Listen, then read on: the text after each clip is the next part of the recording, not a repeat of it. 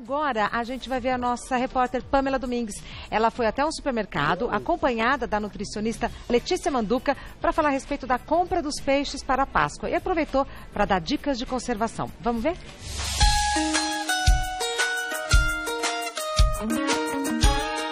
Se durante a Páscoa, domingo é dia de comer muito chocolate, sexta-feira é dia de peixe. Essa é uma tradição católica que faz parte da Quaresma, mas por costume, muitas pessoas de várias religiões aderiram ao hábito de comer peixe, em especial o bacalhau, durante esse feriado. Mas qual será o tipo certo de peixe para você? E quais são os benefícios do consumo dessa proteína? Nós vamos tirar todas as suas dúvidas agora.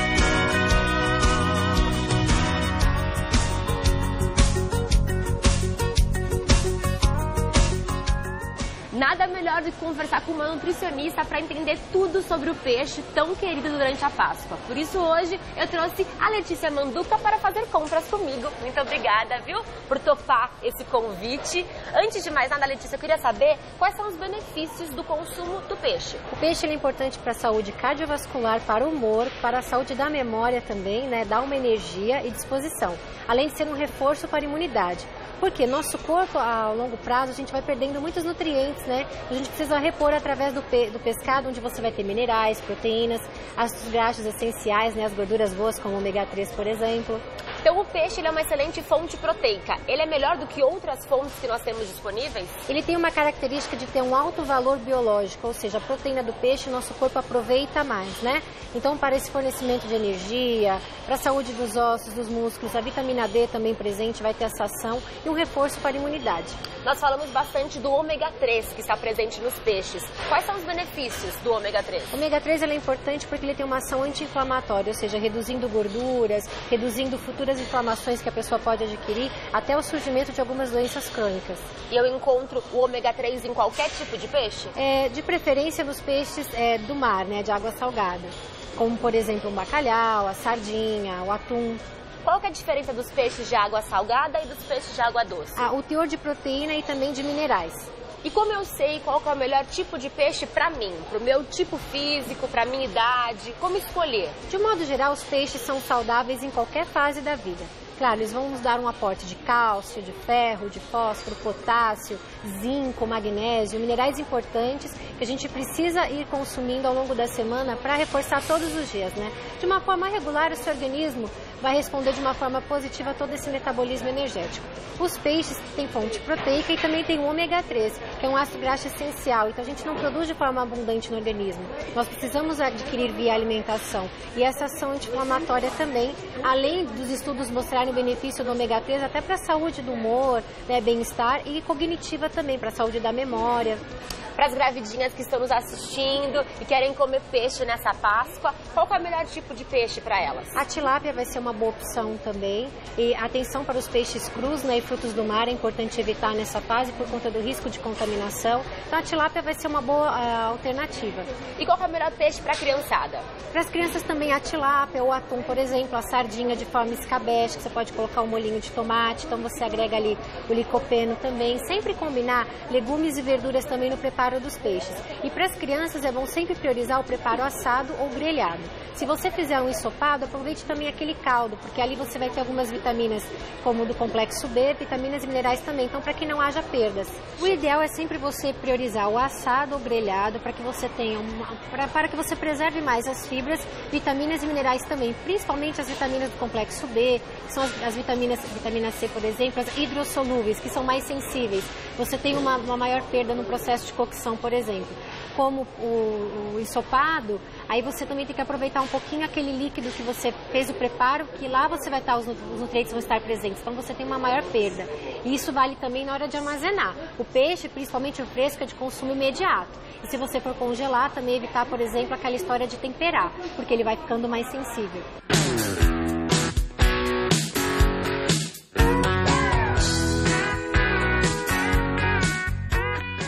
escolher o peixe? Como eu sei se o peixe está fresquinho e apto para o consumo? Em primeiro lugar, você precisa... tem dois detalhes, né? O ambiente que você tem uma peixaria e o ambiente que você fica um pouco mais limitado, que é onde você tem ele já embalado. Então, o ideal seria comprar a peça inteira e você fazer uma manipulação em casa, por exemplo, com uma retirada das vísceras completa. Então, o detalhe principal é observar o ambiente que ele está sendo ali armazenado. Se tem bastante gelo, se for, por exemplo, nos cortes de filé ou as postas, eles devem conter um filme, na verdade, como se fosse um plástico cobrindo, um filme, por exemplo, para que você não tenha o contato com o gelo. A mesma coisa para as embalagens, evitar que já estiverem com formação de água, porque isso significa que ele não ficou sob uma temperatura adequada. Aquela bandejinha com uma pocinha de água embaixo, isso, então não é legal. Não é interessante. Provavelmente ele não ficou exposto à temperatura correta por aquele período. Então ele está um pouquinho mais suscetível a contaminações, né? Então o peixe, ele é bem sensível também, ele tem que ficar sobre um congelamento, né? Então, em casa, sempre tomar cuidado na maneira que você vai armazenar também. Mas se você for comprar o peixe inteiro, você vai olhar sempre a pele, se tá mais firme, se tá com brilho, se tá com aquele odor mais de maresia, não aquele odor que não é tão característico. Os olhos também do peixe vão dizer muita coisa. Se ele tiver um pouco embaçado, ou se ele tiver também com um tom mais amarelado ou pro marrom, ou uma textura mais esponjosa, isso significa que o peixe já passou um pouquinho do prazo, né? Ele já está ali um pouquinho mais envelhecido naquela exposição em que ele está. Então, se você for comprar também os filés, observe que tem uma diferença. O peixe inteiro, geralmente, ele fica em contato com o gelo. As postas ou filés, não, eles têm que ter essa cobertura e aí, claro, vai ter o gelo, uma cobertura fazendo essa barreira para evitar esse risco de contaminação maior. Mas eu acho importante também você buscar um ambiente que você tenha uma boa rotatividade, né? Então, aquela peixaria ali do bairro, ou do supermercado, ou da feira, observe sempre essa questão do gelo, dessa quantidade de gelo também na banca, para que ele fique realmente sempre com o menor risco de contaminação. Então, realmente, essa tendência de estar ali no ambiente mais refrigerado é o adequado. E depois de comprar o peixe, qual é a melhor forma de armazenar em casa? Primeiro detalhe, retirar da embalagem de origem, né? E começar uma boa higienização. Então você separa lá os utensílios próprios para fazer a higiene desse pescado. O que você vai fazer? Se você comprou ele inteiro, então você vai fazer uma boa limpeza das vísceras, retirada total, né, dos espinhos, e aí você pode separar por partes. Vamos supor que você não vai consumir ele inteiro, né? Você comprou 5 ou 6 quilos, você vai aproveitar naquele momento 1,5 kg para uma preparação daquele dia. O resto você já congela, mas evite temperar. Porque se você acrescentar um tempero e congelar, ele vai ficar mais sensível. É diferente da tecnologia que a gente tem em casa e que a indústria possui, né? Para uma refrigeração maior, evitando um risco de contaminação.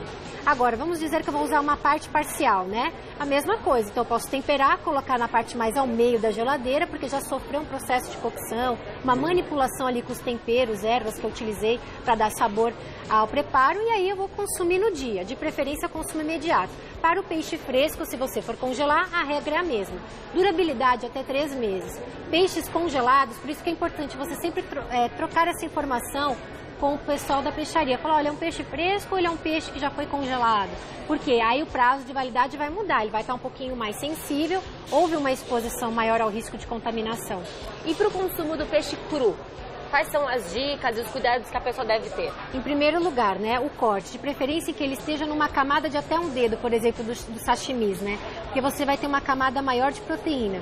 Observar novamente também a temperatura, né? Quando você pega a bandeja e não sente que ela está tão refrigerada, não é interessante o consumo, tá? E, claro, sempre bem vedada, essa embalagem está bem organizada, ela está sob uma refrigeração adequada. Isso também são detalhes que você precisa observar. E consumo imediato para os pescados crus. De preferência, compre os frescos, tá? Evite os congelados para um consumo cru, por exemplo. Compre já um peixe fresco para o consumo no dia. Nesse detalhe, se você for preparar, né, uma tendência mais com uma salada oriental, com uns molhinhos aí de shoyu, por exemplo.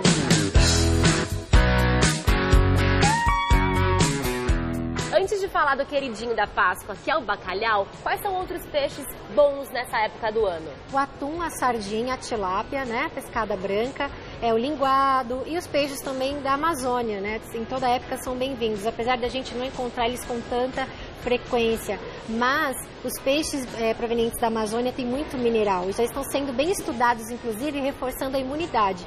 é muito interessante os estudos que nós temos mostrando esse benefício.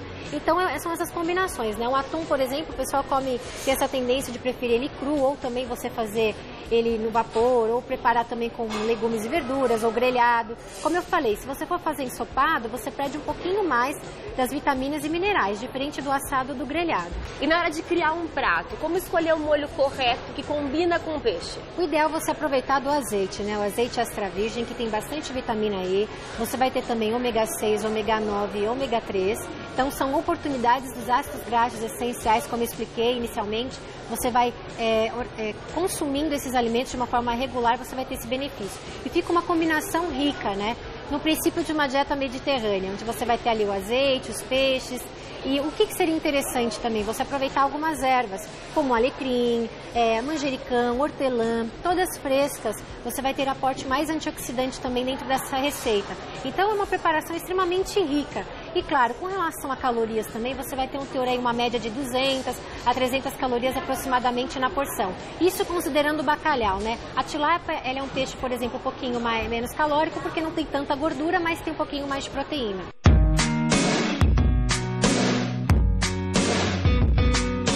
Posso atrapalhar um pouquinho as suas compras para conferir o que vai ter na Páscoa na casa da senhora? Me conte. À vontade. O que vai ter na Páscoa? Salmão. Salmão? Então esse Grelhado. ano não teremos bacalhau?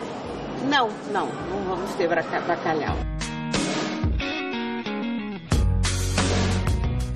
E o salmão? Todo mundo diz que o salmão é um peixe bem calórico. É uma caloria boa essa? Olha, eu oriento da seguinte forma. Houve uma época que ficou muito essa história do salmão grelhado. Vamos buscar também outras alternativas. Não existe só o salmão ali. Você vai ter a tilápia, o atum, sardinha. Você tem também o linguado, pescada branca. Então vamos também ter um pouquinho de variedade nos tipos de peixe, porque cada um vai ter sua particularidade em termos de valor calórico, minerais e proteínas. Agora o salmão, ele é um peixe um pouquinho mais gorduroso. Então ele vai ter ali quase de 200 a 280 calorias de acordo com a porção. Isso a mais de 120 gramas, por exemplo, né?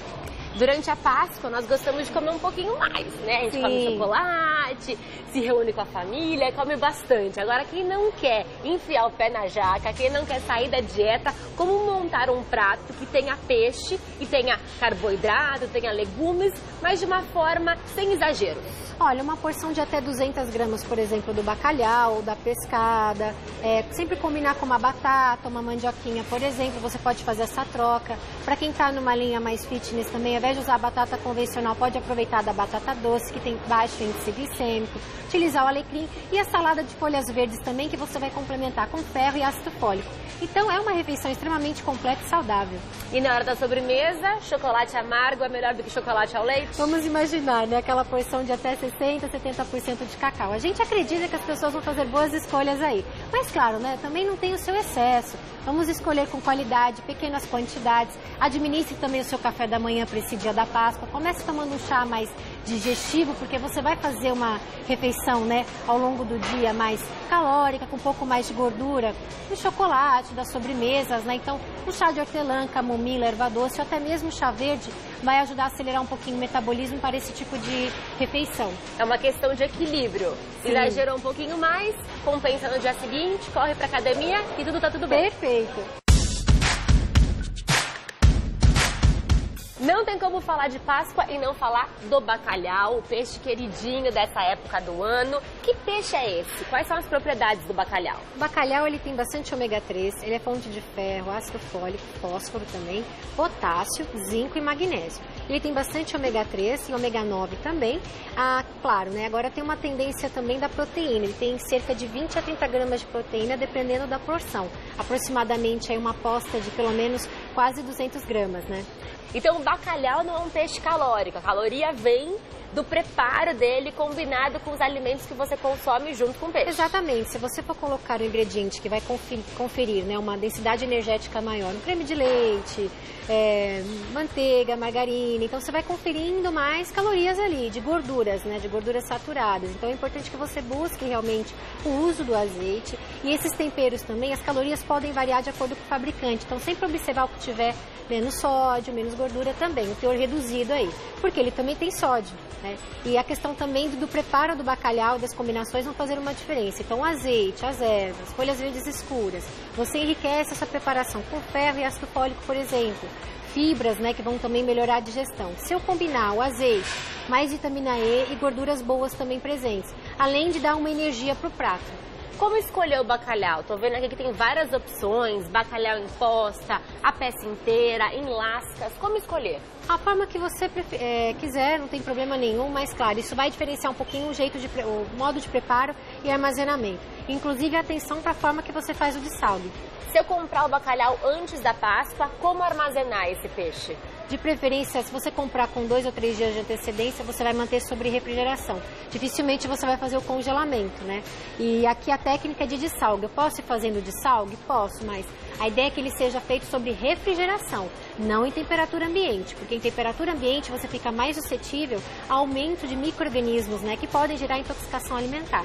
Algumas marcas já vendem o bacalhau de salgado. Vale comprar de salgado? Também, ótimo. Mais interessante ainda porque você já vai ter ele pronto para temperar, para fazer uma salada, né? A salada de bacalhau também, que você coloca pimentão, tomate, azeitona, então ela fica bem completa. Mas atenção também para o dessalgue, ele tem que ser feito na geladeira e tem que ter uma troca da água, de preferência usar a água filtrada. É importante observar, claro, né, a textura, como ele está, se ele foi embalado, se não tem nenhum resíduo perto do local onde ele foi embalado, manipulado. Ou você pode comprar ele também um pouquinho fresco, às vezes na peixaria eles estão lá manipulando, você já pede uma porção para você. O embalado também é mais seguro por conta do preparo e, claro, né, os ambientes em que ele está ali, onde é feita a manipulação, também é bom você observar se não tem sujeira, se não tem nenhum resíduo, a temperatura. Vamos falar agora sobre o dessalgue do bacalhau. Sim. Minha vozinha, ela é portuguesa e eu sempre a vi colocando o bacalhau em bacias, trocando a água. É um momento tenso, tem que ter bastante cuidado, sim, não tem? De preferência, o uso da água filtrada e faça essa manipulação na geladeira em temperatura, né, sob refrigeração. Não pode ser em temperatura ambiente, porque você está expondo aquele alimento a um risco, né? Principalmente numa temperatura ambiente de 25 até 30 graus, né? Então o risco é maior de você ter um aumento desses micro-organismos aí. Então pode gerar uma intoxicação alimentar nessa brincadeira de troca de água, né? Água filtrada. Então use água filtrada, faça uma boa higiene desses recipientes que você vai usar para essa manipulação e sempre na parte mais ao meio, né? Da geladeira também novamente, porque é o alimento que está sofrendo um processo de preparo. E é onde você tem uma boa aderência da temperatura. Verifique também a temperatura da sua geladeira. Outro detalhe, né? E claro, se você tiver esse fluxo, né, de preparo de alimentos em que você vai sofrer uma refrigeração maior, faça uma boa higienização da sua geladeira. E claro, né, use lá um sabão neutro, um pano mesmo para você limpar ali, que seja específico da geladeira. Então esses detalhes também para você preparar essa técnica de preparo aí antes vale a pena, porque você vai garantir um risco menor de intoxicação alimentar, enfim. Eu espero que depois dessas dicas todas a sua Páscoa seja ainda mais gostosa e muito saudável. Obrigada, Letícia, por ajudar a gente a entender tudo sobre os peixes. Você arrasou nas dicas. Eu que agradeço vocês, é sempre um prazer. E claro, né, que seja uma Páscoa com bastante saúde. Exato. Feliz Páscoa. Feliz Páscoa pra você também. Beijo.